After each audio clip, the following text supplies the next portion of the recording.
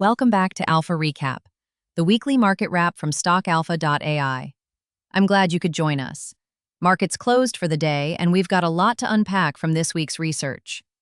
As always, if you have questions, you can reach us at stockalpha.ai. Thanks for having me. Excited to dig in. All right, Drew, give us the top line. What were the dominant themes in this week's Alpha Research Digest? Three big cross-cutting themes stood out. First, AI is not just a feature story anymore. It's become a revenue repositioning catalyst. Second, valuation dispersion is wide, and re-rating risk is real. Third, execution and margin recovery are the decisive variables for near-term returns. So, when you say AI is a revenue repositioning catalyst, what do you mean in plain language? It used to be that companies added AI features and it was a nice to have. Now, analysts are asking whether AI moves the needle on bookings, recurring revenue, or gross margins. Basically, does AI create durable money on the income statement? Give me a couple of concrete examples from the reports. Sure. NVDA is the hardware case. Accelerators underpin generative AI demand, so revenue and margin upside are relatively quick and measurable. In software, OKTA is pushing into what they call agent identity, trying to sell identity as an AI platform. Bill.com is integrating payments and AI into accounts payable and receivable workflows. DocuSign is tying AI to workflow automation. The question across these is whether AI turns into ARR-like recurring streams or just bright demos. Right. And the other thing is valuation dispersion. Walk me through that. Some names are priced for perfection. NVIDIA and Eli Lilly are examples, while others are priced like the worst is baked in, like Globant. That gap means re-rating can go either way, and analysts are saying the push or pull will be driven by measurable revenue trajectories and cash flow durability, not headlines alone.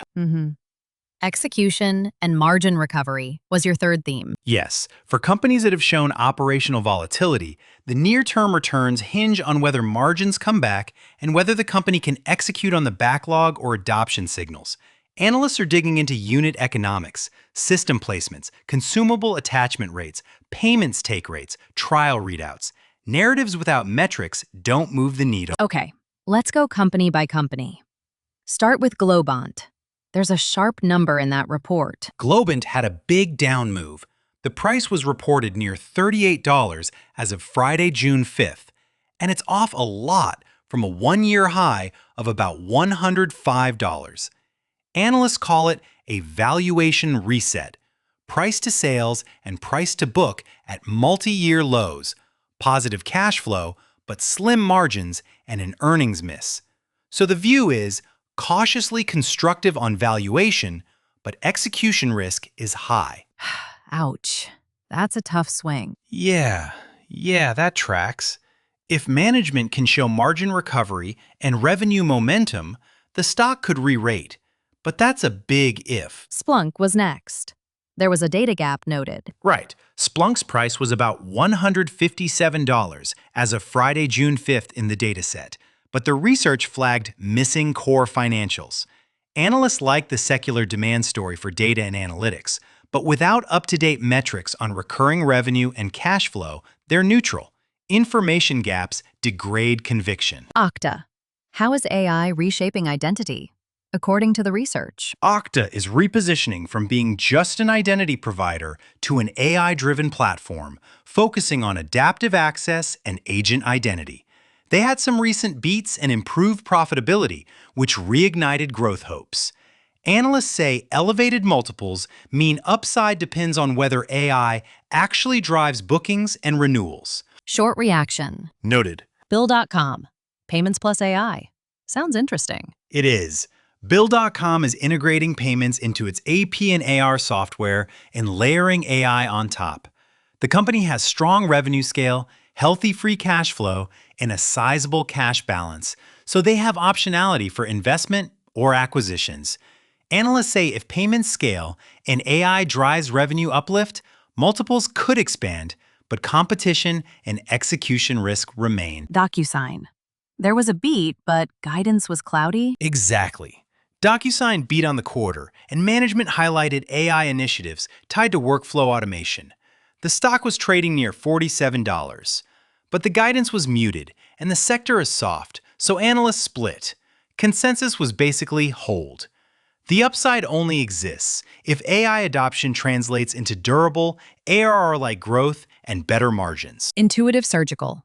What's the story for robotics? Intuitive remains the category leader in robotic surgery, backed by recurring instrument revenue and strong free cash flow. Shares are down about 25% year-to-date. Analysts point to stretched expectations and renewed competition. The keys are system placements and consumable attachment rates.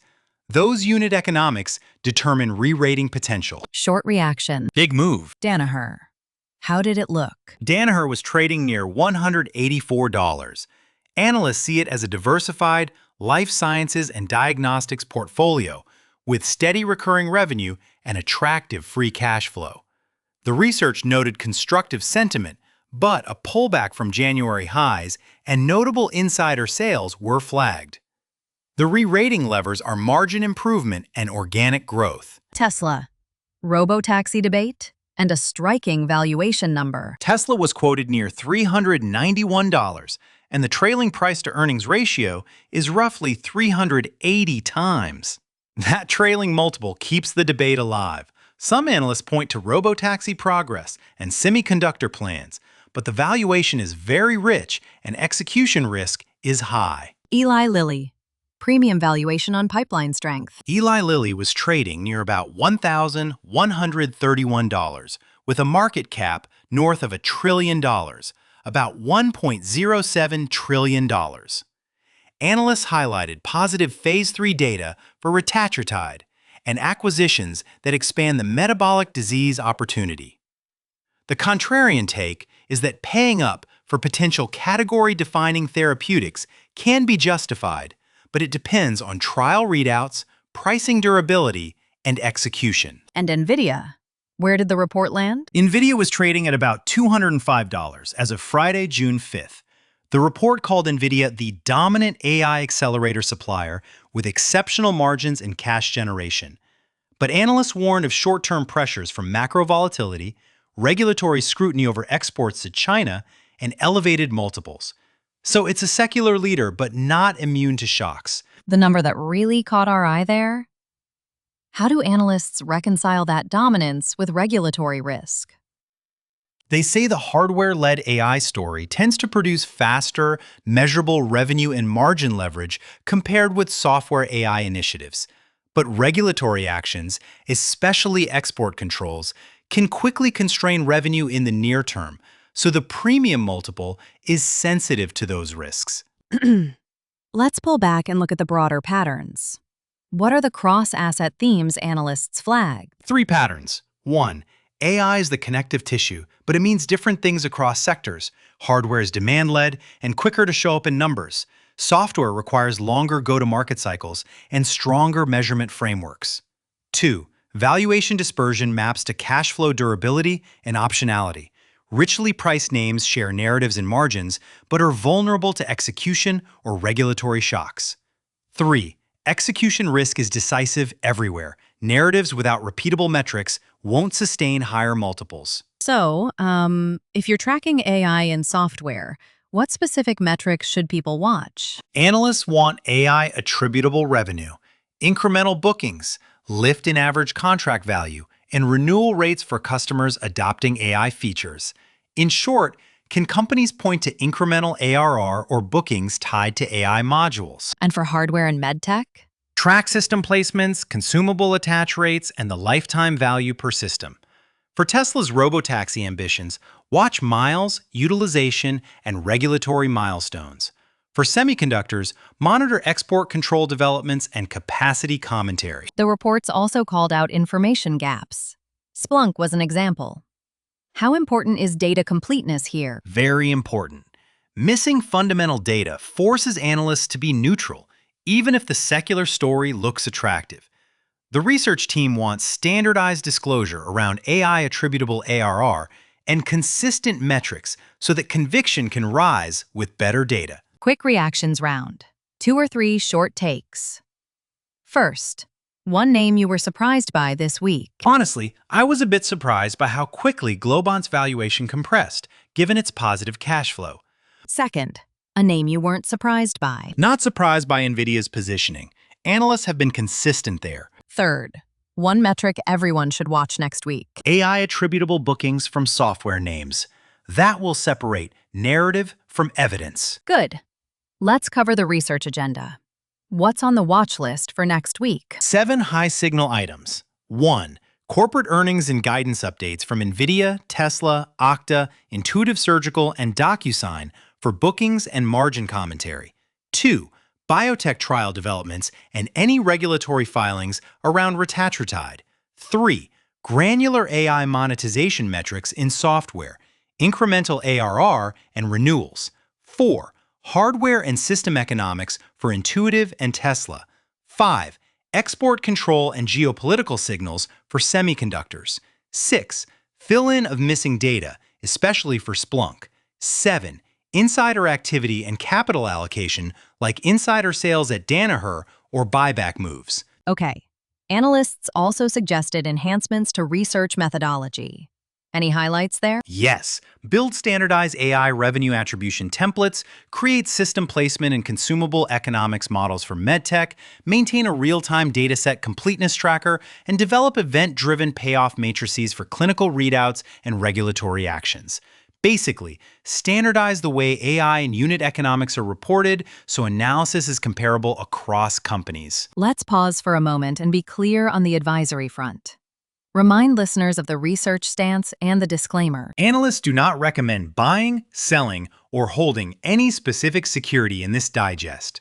The material we discussed is for informational purposes only and not personalized investment advice. Language in the reports reflects market analysis. Phrases like analyst note or data suggests, not recommendations. Short reaction. Understood. All right, Drew, wrap this up for our listeners. What are the clear takeaways from this week's research? 3 takeaways. 1. AI is the dominant narrative, but the value comes when AI turns into measurable revenue or margin gains. ARR like bookings, payment take rates, or consumable economics. 2. Valuation dispersion is wide.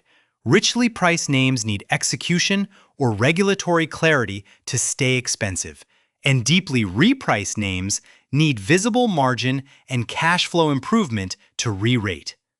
3. Execution metrics will decide outcomes. System placements, consumable attach rates, bookings, renewals, and clinical readouts are the high-signal items to watch. One-sentence sign-off thought? Narratives set expectations, but measurable, repeatable metrics move markets. Thanks, Drew. That was a great walkthrough. If you have questions about anything we covered today, head to stockalpha.ai, where you can ask us directly and we'll answer live. For more market analysis and insights, visit stockalpha.ai. And remember, this is informational only. Consult your own advisor for personalized guidance. Thanks for listening. See you next week on Alpha Recap.